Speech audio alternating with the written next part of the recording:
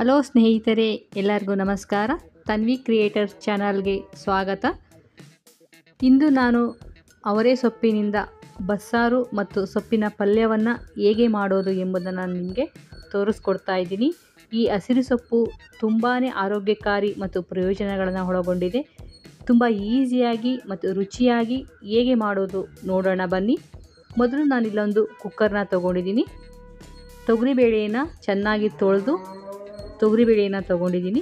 ನಂತರ ಸೊಪ್ಪನ್ನು ನಾನಿಲ್ಲಿ ಚೆನ್ನಾಗಿ 2 ರಿಂದ 3 ಸರಿ ಚೆನ್ನಾಗಿ ತೊಳೆದು ಸೊಪ್ಪನ್ನು ಸೇರಿಸ್ತಾ ಇದ್ದೀನಿ. ನಾನಿಲ್ಲಿ ಸ್ವಲ್ಪ ನುಗ್ಗೆ ಸೊಪ್ಪನ್ನು ಸಹ ತೊಗೊಂಡಿದ್ದೀನಿ. ಈ ರೀತಿ 2 ಸೊಪ್ಪನ್ನು ಮಿಕ್ಸ್ ಮಾಡಿ ಸಾಂಬಾರು ಮಾಡೋದ್ರಿಂದ ಬಸ್ಸಾರು ತುಂಬ ರುಚಿಯಾಗಿ ಬರುತ್ತೆ. ಇದಕ್ಕೆ ಸ್ವಲ್ಪ ಉಪ್ಪನ್ನು ಹಾಕ್ಕೋತಾ ಇದ್ದೀನಿ.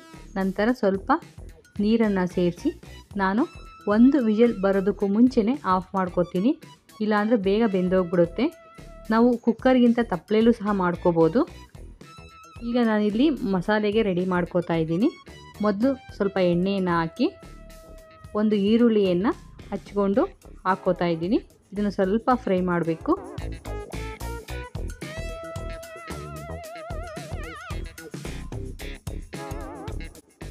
ನಂತರ 1 ಬೆಳ್ಳುಳ್ಳಿಯನ್ನು ನಾನು ಇಲ್ಲಿ ತೊಗೊಂಡಿದ್ದೀನಿ.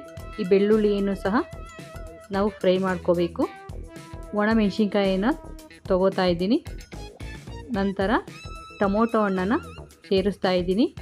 ಈಗ ಇವು ಎಲ್ಲವನ್ನು ಚೆನ್ನಾಗಿ ಮಿಕ್ಸ್ ಮಾಡ್ಕೊಳ್ಳೋಣ. ಇಲ್ಲಿ ಜೀರಿಗೆ, 2 ಮೆಣಸು, ಸ್ವಲ್ಪ ಮೆಂತ್ಯವನ್ನು ಹಾಕ್ಕೊಂಡು ಚೆನ್ನಾಗಿ ನಾನು ಫ್ರೈ ಮಾಡ್ಕೊಂಡಿದ್ದೀನಿ. ಈಗ ಆಗಿದೆ. ನಂತರ ಇಲ್ಲಿ ನಾವು ಬೇಕಿಟ್ಟಂಥ ಸೊಪ್ಪು ಸರಿಯಾಗಿ ಬೆಂದಿದೆ. ಅದಕ್ಕೆ ಸೊಪ್ಪು ಮತ್ತು ಬೇಳೆಯನ್ನು ಬೇಯಿಸ್ಕೊಂಡ್ರೆ ಸಾಕಾಗುತ್ತೆ. ಈಗ ಮಸಾಲೆನ ನಾವು ರುಬ್ಕೊಳ್ಳೋಣ. ಎಲ್ಲ ಫ್ರೈ ಮಾಡಿದಂಥ ಮಿಶ್ರಣವನ್ನು ಸೇರಿಸಿದ್ದೀನಿ. ಬೇಯಿಸಿದಂಥ ಸ್ವಲ್ಪ ಸೊಪ್ಪು, ಸ್ವಲ್ಪ ಹುಣಸೆಹಣ್ಣು, ಸ್ವಲ್ಪ ತೆಂಗಿನಕಾಯಿಯನ್ನು ಹಾಕಿ ತುಂಬ ಚೆನ್ನಾಗಿ ನಾನಿಲ್ಲಿ ರುಬ್ಕೋತಾ ಇದ್ದೀನಿ.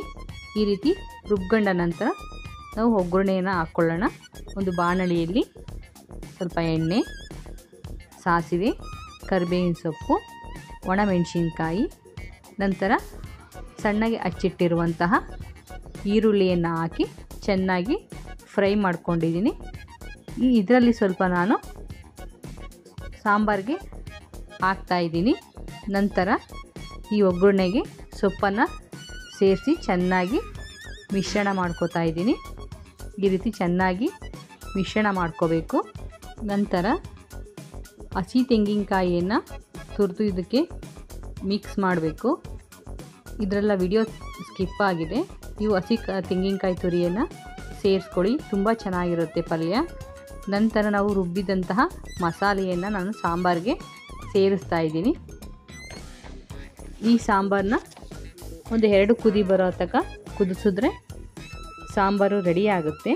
ಈ ರೀತಿ ಹಸಿರು ಸೊಪ್ಪುಗಳನ್ನು ನಾವು ನಿಯಮಿತವಾಗಿ ಸೇವಿಸೋದ್ರಿಂದ ದೇಹದಲ್ಲಿ ರಕ್ತ ಉತ್ಪತ್ತಿಯಾಗುತ್ತೆ, ಮಧುಮೇಹ ನಿಯಂತ್ರಣದಲ್ಲಿರುತ್ತೆ, ಮತ್ತು ನಮಗೆ ಗ್ಯಾಸ್ಟ್ರಿಕ್ ಸಮಸ್ಯೆ ಇದೆ ಅನ್ನೋರು ಸಹ ಗ್ಯಾಸ್ಟ್ರಿಕ್ ಸಮಸ್ಯೆಯೂ ಸಹ ನಿವಾರಣೆ ಆಗುತ್ತೆ. ಈ ಸೊಪ್ಪುಗಳಲ್ಲಿ ವಿಟಮಿನ್ ಸಿ, B9 ಸಮೃದ್ಧಿಯಾಗಿರೋದ್ರಿಂದ ನಮ್ಮ ಆರೋಗ್ಯಕ್ಕೂ ಸಹ ತುಂಬಾ ಒಳ್ಳೆಯದು. ಈಗ ಸಾಂಬಾರು ಮತ್ತು ಪಲ್ಯ ರೆಡಿಯಾಗಿದೆ.